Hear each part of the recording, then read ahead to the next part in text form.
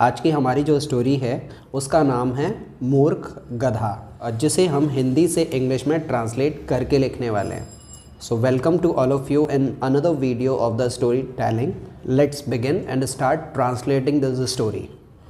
तो story start होती है, एक नमक बेचने वाला रोज़ अपने गधे पर नमक की थैली लेकर बाजार जाता था। अब यहाँ पर नमक बेचने वाला हुआ हमारा सब्जेक्ट, उसके बाद में बाजार जाना ये हो गई हमारी वर्ब, और ये इतना जो हम देख रहे हैं ये पूरा हुआ हमारा ऑब्जेक्ट। सबसे पहले हम लिखेंगे एक नमक बेचने वाला, अ सॉल्ट सेलर। जाता था, वेंट। ये टेंस हमारा पास्ट इंडेफिनाइट है, और पास्ट इंडेफिनाइट में हम सब्जेक्ट के साथ में वर्ब का सेकंड फॉर्म लगाते हैं। तो अ सेल्ड सेलर हो गया हमारा सब्जेक्ट, और जाता था तो गो का मतलब जाना होता है, सेकंड फॉर्म में लिखेंगे तो वेंट हो जाएगा। कहाँ जाता था वो? बाजार जाता था, तो वेंट टू मार्केट। कैसे जाता था? अपने गधे पर नमक की थैली लेकर, तो कैरिंग।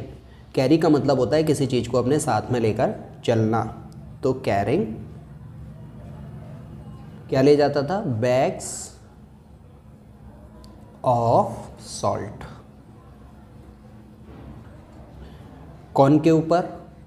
ऑन हिज, उसके पास में जो गधा था उसके ऊपर, डोंकी। राइट। रोज जाता था, तो डेली। रास्ते में उसे एक नदी पार करना पड़ता था, तो यहाँ पर उसे एक नदी पार करनी पड़ती थी, तो उसे हो गया मतलब वो ही हो गया, तो ये हमारा सब्जेक्ट है, और नदी पार करना ये हो गया हमारा वर्ब।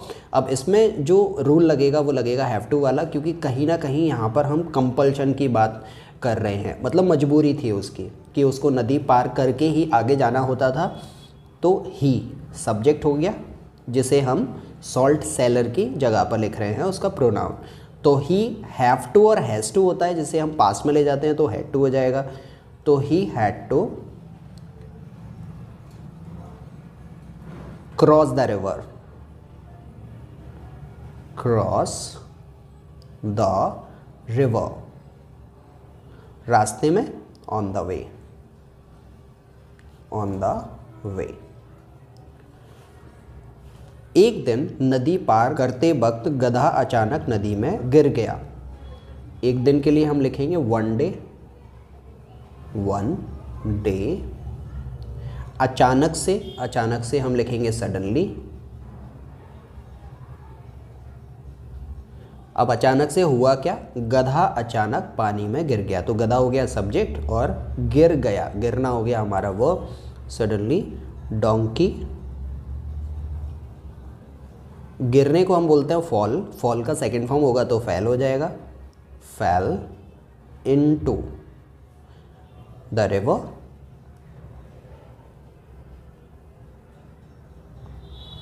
और नमक की थैली पानी में गिर गई। और के लिए हम लिखेंगे, यहाँ पर जो और लिखा हुआ है उसके लिए हम लिखेंगे एंड। नमक की थैली थी वो पानी में गिर गई, तो नमक की थैली सब्जेक्ट हो गया, और पानी में गिरने को हम बोलेंगे वर्ब। तो bags of salt, bags of salt. अब गिर गई तो fell into the water.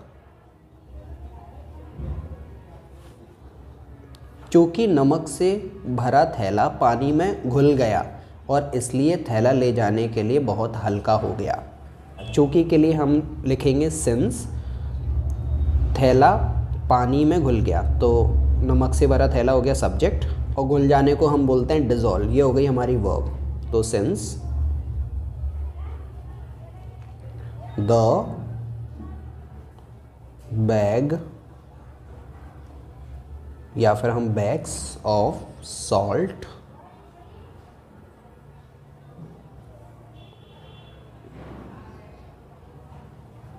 dissolved in water,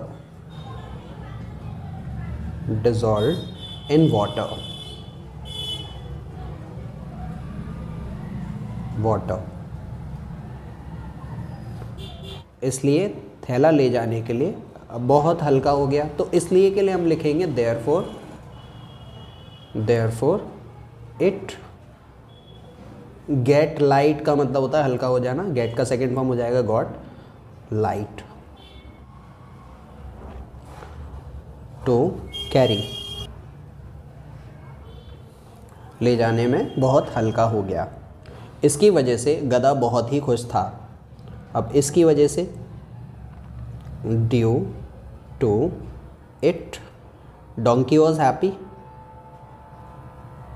donkey was happy.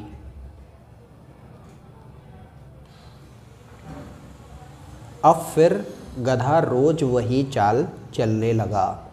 Subject हो गया गधा, चाल चलने को बोलते हैं play upon a trick. Now donkey played, past है, played upon a same trick, same trick. इससे नमक बेचने वाले को काफ़ी नुकसान उठाना पड़ता था। अब नुकसान उठाने को बोलते हैं कोई चीज़ कॉस्ट करना, दैट। अब नुकसान किसे उठाना पड़ता था? नमक बेचने वाले को, that costed salt seller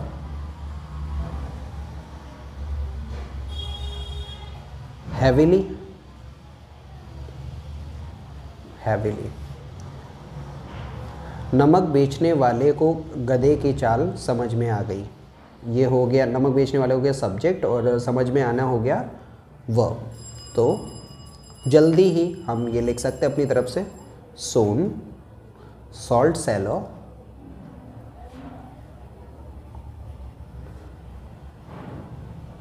came to know मतलब पता लगना, came to know the whole reality, whole reality या फिर द होल प्लान जो गधे ने बनाया था, और उसने उसको सबक सिखाने का फैसला लिया। एंड उसने फैसला लिया, तो सॉल्ट सेलर के लिए हम यही लिख देंगे यहाँ पर, डिसाइड किया उसने, decided teach a lesson, teach a lesson. अगले दिन उसने गधे पर एक रुई से भरा थैला लाद दिया। तो अगले दिन को हम लिखेंगे नेक्स्ट डे,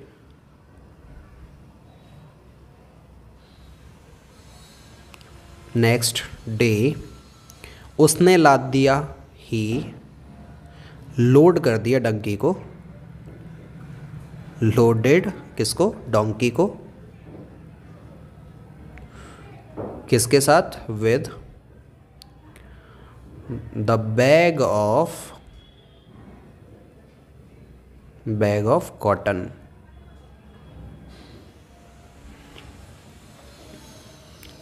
ये पैराग्राफ हुआ पूरा। नेक्स्ट पर चलते हैं। अब गधे ने भी फिर से वही चाल चली। नाउ डंकी ने फिर से वही चाल चली, donkey played upon a same trick,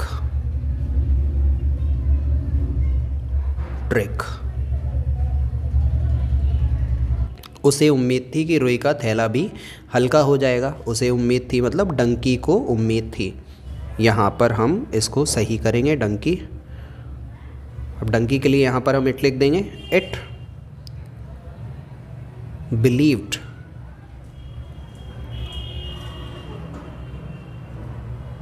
that this cotton bag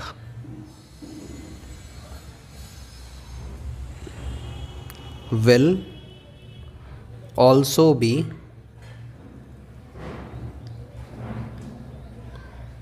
also be light, हल्का हो जाएगा। लेकिन गीली रुई ले जाने के लिए बहुत भारी हो गई। लेकिन के लिए हम लगाएंगे बट वेट कॉटन, कॉटन बहुत ज़्यादा भारी हो गया। Was too heavy to carry, ले जाने के लिए कैरी। गधे को नुकसान उठाना पड़ा। And donkey wear the loss का मतलब होता है नुकसान उठाना, तो bore the loss, bore the loss. उसने इससे एक सबक सीखा, तो उसने सीखा, ये सबक सीखा डोंकी ने। इट लर्न्ड अ लेसन, इससे फ्रॉम दिस। उस दिन के बाद उसने कोई चाल नहीं चली और नमक बेचने वाला खुश था। उस दिन के बाद से फ्रॉम दैट डे, उस दिन के बाद से फ्रॉम दैट डे डंकी ने कोई चाल नहीं चली। It did not play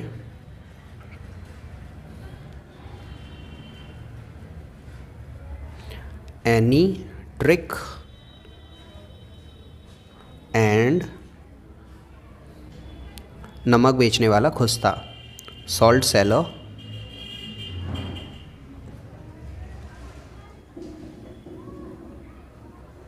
was happy.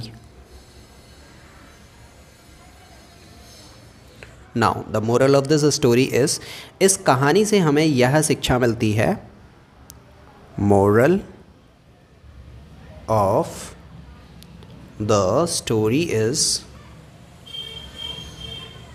Is कि भाग्य हमेशा साथ नहीं देता।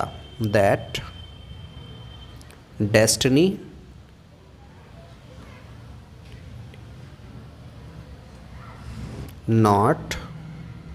does not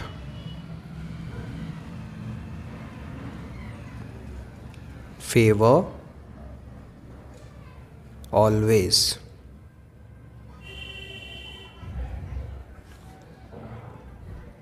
हमेशा हमें अपनी बुद्धि का भी इस्तेमाल करना चाहिए। We should always think wisely। So that's the complete translation of this story, जिसको हमने हिंदी से तोड़ कर अपनी लैंग्वेज में ट्रांसलेट करके लिखा। होप कि ये स्टोरी ट्रांसलेशन आपको समझ में आया होगा, पसंद आया होगा। अगर पसंद आया तो इस वीडियो को लाइक करो, शेयर करो इस वीडियो को अपने फ्रेंड्स के साथ में, जो ऐसे ही स्टोरी ट्रांसलेशन के वीडियो देखकर उनकी इंग्लिश को इम्प्रूव करना चाहते हैं। और इस चैनल को आगे ऐसे ही और वीडियोज़ देखने के लिए, इंग्लिश रिलेटेड यूज़फुल वीडियो देखने के लिए सब्सक्राइब कर लो। So thanks for staying with me and joining me.